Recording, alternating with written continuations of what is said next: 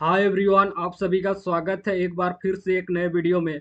आज के इस वीडियो में हम लोग 7 जुलाई 2025 को क्लास 10th का ओरिजिनल क्वेश्चन का सॉल्यूशन लेके आए हैं। जैसा कि तुम देख सकते हो 100% यहीं से आएगा। अगर यहाँ से नहीं आया तो तुम चैनल को अनसब्सक्राइब कर देना।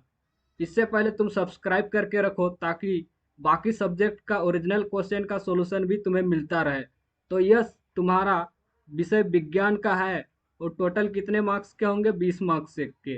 और समय कितना दिया जाएगा? 1 घंटा। तो आओ देखते हैं ओरिजिनल क्वेश्चन का सॉल्यूशन। तो पहला क्वेश्चन यहाँ पे तुम्हें पूछा जाएगा, निम्न में से कौन सा अंग पाचन में सहायक नहीं है? ऑप्शन ए अमाशय, ऑप्शन बी अग्नाशय, ऑप्शन सी यकृत, ऑप्शन डी विकृत। तो इसका राइट आंसर हो जाएगा ऑप्शन नंबर डी। अब आते हैं क्वेश्चन नंबर सेकंड पे।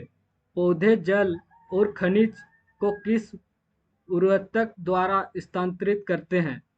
Option A phloem, option B xylem, option C विभजात्मक, ऑप्शन डी पेरेनकाइमा।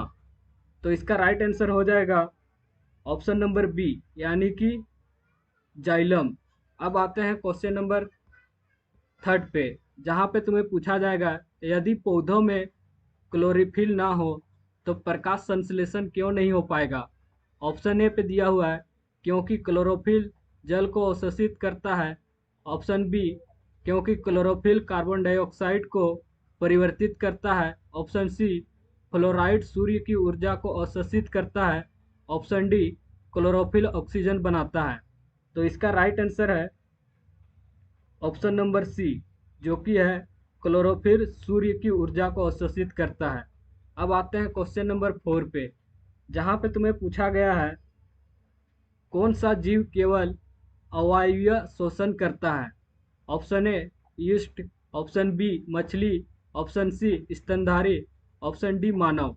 तो इसका राइट आंसर हो जाएगा क्वेश्चन नंबर 4 का, वो है ईस्ट, जो कि अवयवीय शोषण करता है। अब आते हैं क्वेश्चन नंबर 5 पे। मनुष्य में रक्त परिसंचरण की दिशा कितनी बार हृदय से गुजरती है? ऑप्शन ए 1 बार, ऑप्शन बी 2 बार, ऑप्शन सी 3 बार, ऑप्शन डी 4 बार।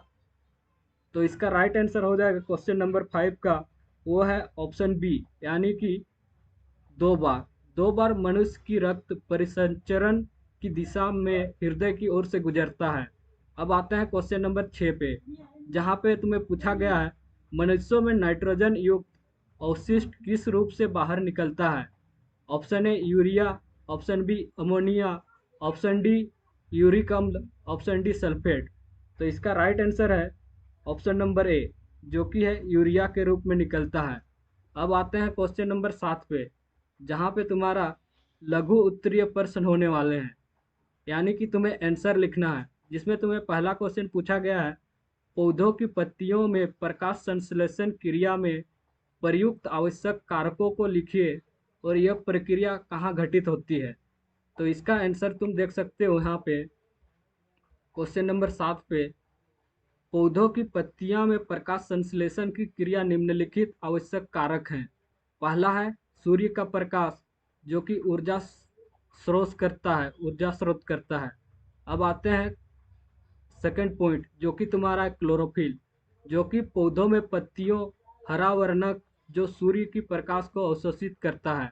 थर्ड पॉइंट है कार्बन डाइऑक्साइड, जो कि वायुमंडल से पत्तियों द्वारा ग्रहण की जाती है। फोर्थ पॉइंट है जल, यानी कि H2O, जड़ों द्वारा मिट्टी से अवशोषित किया जाता है। तो इस तरह से क्वेश्चन नंबर 7 का आंसर लिखना है। और क्वेश्चन नंबर 8 में तुम्हें पूछा जाएगा, मानव हृदय को द्विचक्र परिसंचरण तंत्र कहा जाता है, क्यों? तो इसका राइट आंसर है, यहाँ पे तुम देख सकते हो, मानव हृदय को द्विचक्र परिसंचरण तंत्र इसलिए कहा जाता है क्योंकि रक्त पूर्ण चक्र में हृदय में 2 बार गुजरता है। जिसमें पहला पॉइंट लिखोगे, पहला चक्र में अशुद्ध रक्त ऑक्सीजन रहित जो शरीर से हृदय से आता है और फिर फेफड़ों में पंप किया जाता है। सेकेंड पॉइंट लिखोगे, दूसरे चक्र में शुद्ध रक्त फेफड़ों से हृदय में आता है और फिर पूरे शरीर में पंप किया जाता है। इस तरह लिखोगे क्वेश्चन नंबर 8 का आंसर। और यहाँ पे तुम्हारा क्वेश्चन नंबर 9 पे तुम्हें पूछा गया है वाष्पत वाष्पत उत्सर्जन क्या है। पौधों में वाष्पत उत्सर्जन क्या महत्व है। तो यहाँ पे तुम्हें इसका आंसर है, देख सकते हो, पौधों में वायु भागों मुख्य पत्तियों में जल का वाष्प के रूप में हानि होना वाष्प उत्सर्जन कहलाता है, जो मुख्य रूप से पत्तियों में उपस्थित ग्रंथों के माध्यम से होता है। और सेकंड है इसके महत्व क्या है वो तुम्हें लिखना है। तो यहाँ पे उसका महत्व तुम देख सकते हो, जल का अवशोषण और परिवहन। यह पौधों में जड़ों से पत्तियां तक जल और खनिज लवणों को लगातार ऊपर की ओर खिंचाव बनाए रखने में मदद करता है। सेकंड पॉइंट लिखोगे तापमान में नियमन। यह पौधों को ठंडा रखने में मदद करता है और ठीक वैसे ही पसीना मनुष्यों में ठंडा रखता है। तो इस तरह से लिखना है क्वेश्चन नंबर 9 का।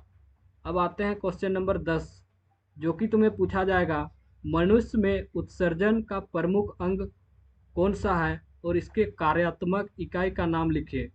तो क्वेश्चन नंबर 10 का तुम यहाँ पे देख सकते हो इसका आंसर, मनुष्य में उत्सर्जन का प्रमुख अंग किडनी है। जहाँ पे तुम्हारा देख सकते हो वृक्क कार्यात्मक इकाई नामक है तुम्हारा न्यूफ्रॉन, जो कि है वृक्काणु रक्त को छानने और मूत्र बनाने में कार्य करता है। तो इस तरह से क्वेश्चन नंबर 10 का आंसर लिखना है तुम्हें, अगर फुल में से फुल मार्क्स प्राप्त करना है तो।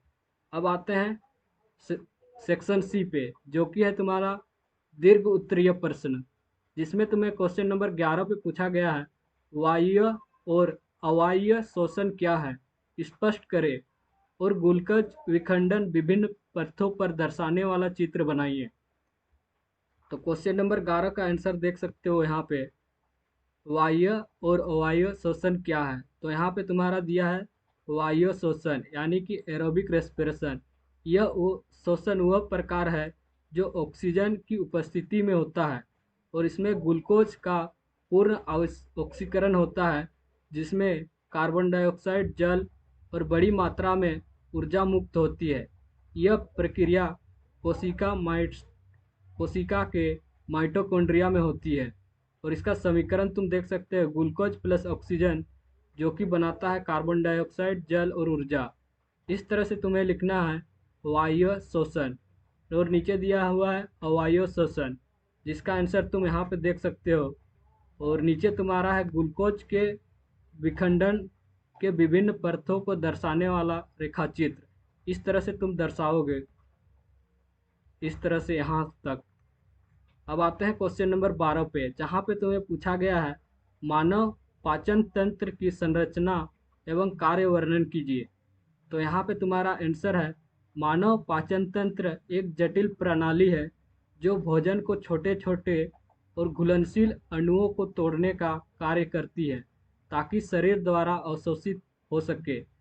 इसमें आहारनाल और संबंधित पाचक ग्रंथियाँ शामिल हैं, जिसमें तुम्हारा पहला है मुख। तो मुख का कार्य लिखना है। सेकंड है ग्रासनली, तो इसका कार्य लिखना है। थर्ड है अमाशय, फिर इसका कार्य लिखना है। फोर्थ पॉइंट है क्षुद्रांत, तो इसका भी तुम्हें लिखना है। फिर है तुम्हारा बृहदांत्र यानी कि लार्ज इंटेस्टाइन, तो इसका भी कार्य लिखना है। इस तरह से लिखना है तुम्हें पूरा, अगर तुम्हें फुल में से फुल मार्क्स प्राप्त करने हैं क्वेश्चन नंबर 12 का। तो वीडियो पसंद आया और नेक्स्ट सब्जेक्ट का भी तुम ओरिजिनल क्वेश्चन का सॉल्यूशन प्राप्त करना चाहते हो तो चैनल को सब्सक्राइब करो, वीडियो को लाइक करो और दोस्तों के साथ शेयर करो।